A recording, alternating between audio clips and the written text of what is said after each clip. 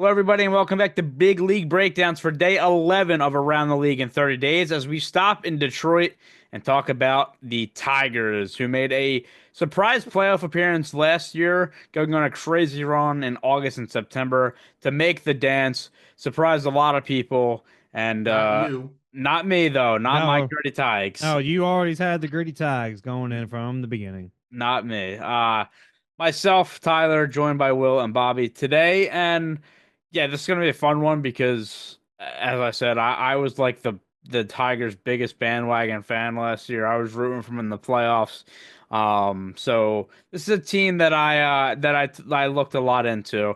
But let's look at their projected lineup going into this next season. As you see at the top, Parker Meadows, Riley Green with a breakout season really last year. Not even breakout, just showing that he is a star in the making. Gleyber Torres coming over from the Yankees is the addition to the lineup. Kerry Carpenter in that four-hole. Colt Keith back for his second year. Got Trey Sweeney, the guy that took over for the guy on the bench, Javi Baez. And once that happened, everything seemed to turn around. So that is their lineup. Looking at that rotation, of course, the probably best pitcher in the league, Tarek Skubal. Jack Flaherty back for another stint as he re-signed with the team. Uh, you're seeing Jackson Jobe down there, going to be really a test for him to see what he can do as their top prospect. And yeah, I got also a guy not on this list because he's hurt right now, but Alex Cobb is another guy that came over in free agency.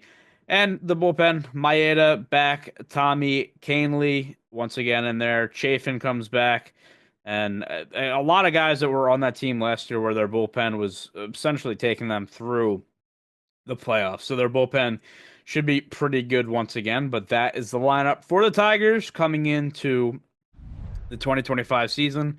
And now looking at their storylines. First, starting off with, was last year just a fluke, or is this a sign for the future? Will, I think that they have a lot of young pieces, and AJ Hinch is a good manager. We know that he kind of put everything together last year finally, and that AL Central, we joked about it a couple years ago, like, oh, it's Comedy Central. It's looking like a pretty good division now. So, can they kind of keep pace, or was last year just like a fluke that they got in?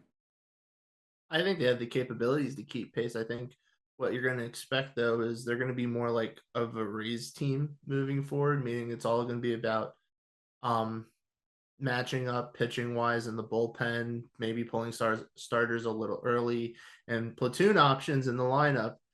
It's not necessarily going to be a recipe for success every season, but obviously the key last year was you get Baez out of the lineup and good things happen. And at least for most of the time, they're going to have Baez out of the lineup, it seems like this season. And so they also, the team showed that, or ownership and the front office showed that they're willing to spend some money. They didn't go all out, they did make a push for Bregman, so they definitely are trying to compete with bigger market teams. Not going to say big market, but they're obviously have a good core there between Green and Carpenter, and I have all the highest of hopes for them honestly this season to win the division at the moment. Yeah, it's interesting. Bakota has them kind of lower than I thought win wise, but a Weak lot of people are back on the Twins, which I don't know how I feel about that. Of course, idiots. of course, the Royals are Maybe. there, and we'll see with the Guardians because a lot of people are taking the Guardians to take a step back, but we'll have to see what happens there. I do like that the addition of Glaber at second base. Like, is he the flashiest signing in the offseason? No, but I think that what they had last year they can now build on. They had a crazy August and September. I mean, look, I joke about it a lot and I like really harp on it, but I do think like that was the best story in baseball. Like it was a really feel good story. It made watching baseball fun. The run that they went on, it was just like they needed to win. They needed this team to lose, and it just kept happening. They eventually clawed their way all the way back. It was And a historic rise and historic yeah, collapse. yeah, I mean it was, and not to mention, I mean they made it to the postseason. It's like, all right, they're in, but now they got Houston. Like, oh, they're done. They beat Houston. Like, they really shocked a lot of people, and I have high hopes for this team. Um, I do have some questions, regarding like what's happening Like with Gleyber Torres. like What? like Torres, but also like guys like Torkelson. What happens with him? Colt Keith, is he going to take the next step? As he now looks like the first baseman for them. So, questions there. But how would you assess their offseason as a whole and their additions? Like getting two starting pitchers in, which you could say is needed, but they used the bullpen so much last year that it's almost kind of a weird conversation. Of course, they have like the best pitcher in baseball, but they get Flaherty back. Cobb will come back, like, and Torres as well. What do you make of the moves? I think it was smart to round out the pitching. I mean, it's always nice when your manager can seem like pull all the right moves in the bullpen. You can have any matchup you want. But I mean, not just for the regular season, I think for the postseason too. You need to have at least three guys that you can rely on. And I mean, they traded away Flaherty last year because they didn't really see themselves at it. It wasn't until their August stretch and then into September and the Twins going at the same time downfall that all of a sudden things changed. Um, so I think that given their situation right now, are they super deep in the starting rotation? No, but I feel like they are comfortable where they're at, where you can expect a lot of great things still pitching wise from them.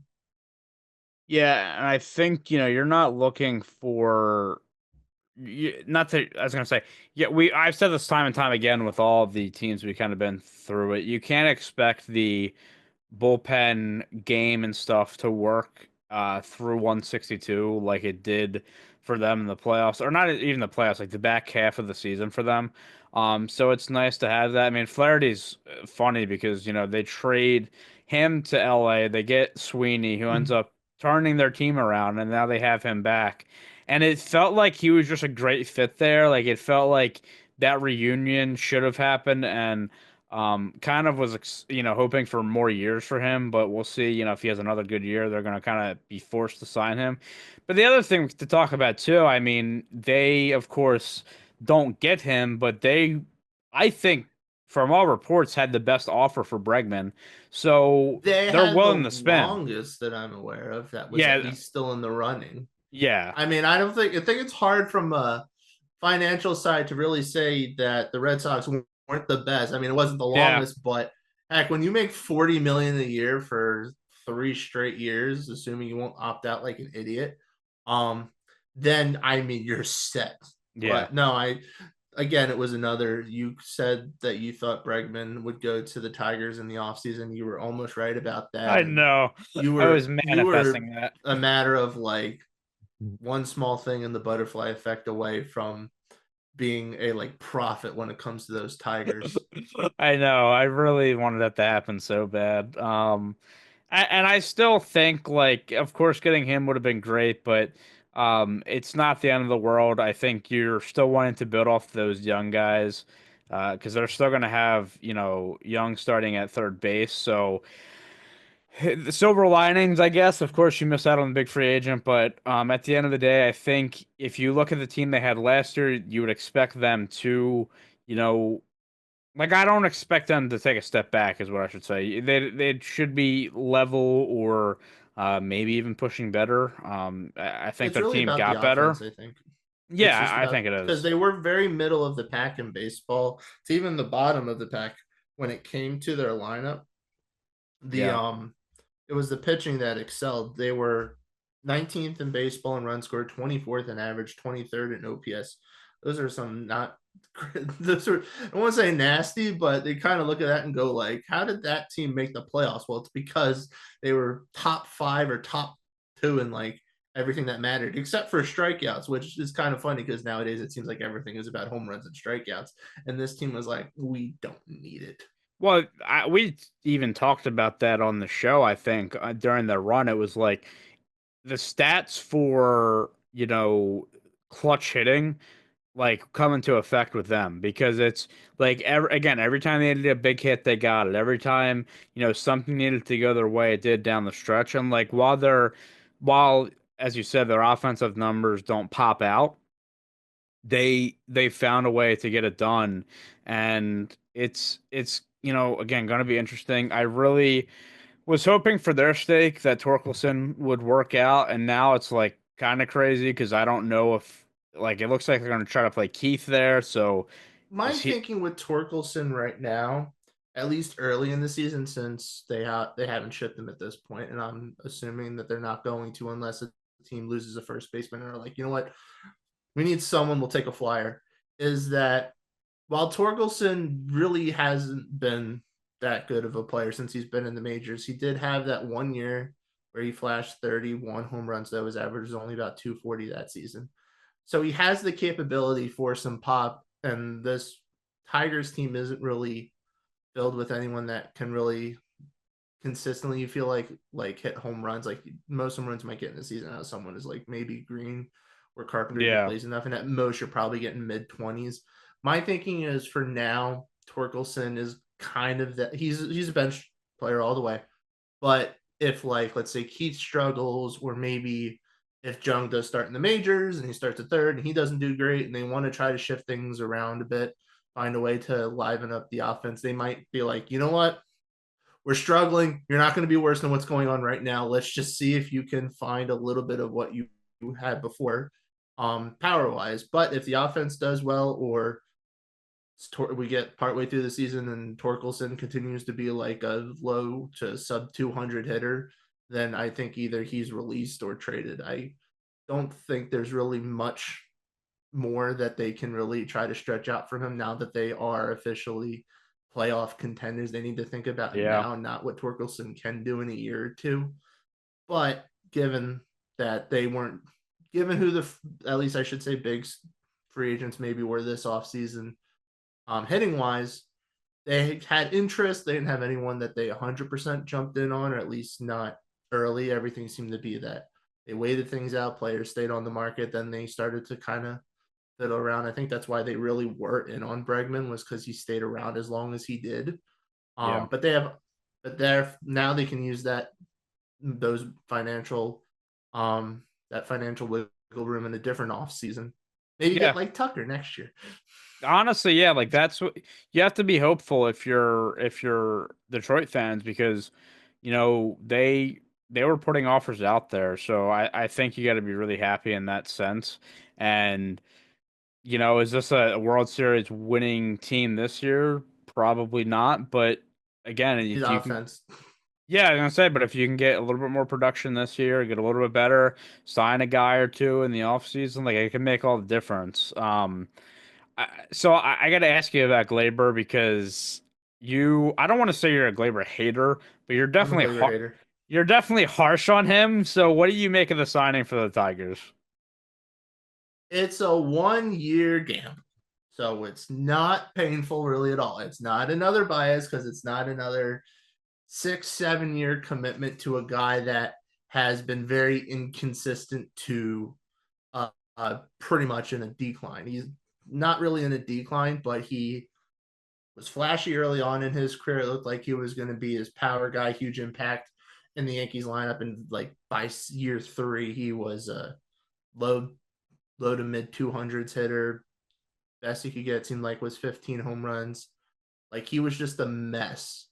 Um, but I will say in the second half last year, he did seem to kind of figure out, I don't want to say completely a different approach, but he found a way to be effective while not hitting 20 plus home runs. In the second half, he batted 293 with 7 home runs. Batting out of the leadoff spot for the Yankees was a 283 hitter. The main thing I noticed was that while it was hard hit percentage wise the weakest season of his career, it was also the year where he the highest percentage of hits went to right field. Now it was still like maybe 27%, but it seems to me that he started to kind of adjust and be more of a table setter where, all right, I don't need to hit the 20 home runs, but if I can bat 280, 290 in that Yankees lineup, then I got Soto and Judge behind me who can knock me in.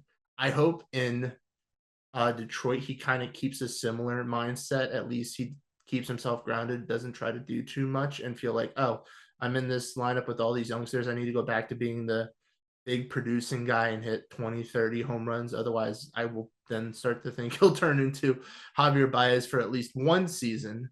But I think compared to what they had last year in general offensively, he will be a slight improvement. Do you think this is a good deal for Baez? Do you think this is a good deal for Torres because he's still 28. He'll be 29 next year after this contract is up. So he's still like in his prime, and I'm assuming he's gonna want that big contract at some point. So like, do you think him being on a team like this can give him the stability to uh, play at his best and produce and get his contract he's looking for next year? I mean, I don't think he was going to get the big money this offseason, even if he wanted to. So I think at this, being that it's a younger team, the one thing that could help him is if they get into the postseason and he proves to be like a leader in the clubhouse, then that can go a long way. But I think more than anything, it's just he needs to reestablish, or I should say, not reestablish, but confirm that his improvements last season weren't just a couple month change. It was like, this is the approach I'm taking. This is the hitter I am now, and I'm not exactly the same guy I was. At least I'm not hitting as bad as I'm trying to look at his stats um, for the last for his career really. But yeah, I mean, he took a step back power wise last year. So he hit 15 home runs compared to 25 and 24 the previous 2 years. So I think he's probably trying to build something more back up that way where he can be a 270s, 25 home run guy instead of the 250s or potentially lower like he was in 2020, 2021, and 2024. Yeah, and it's going to be interesting too because like you have he was playing in Yankee Stadium, notoriously a really good hitter's park.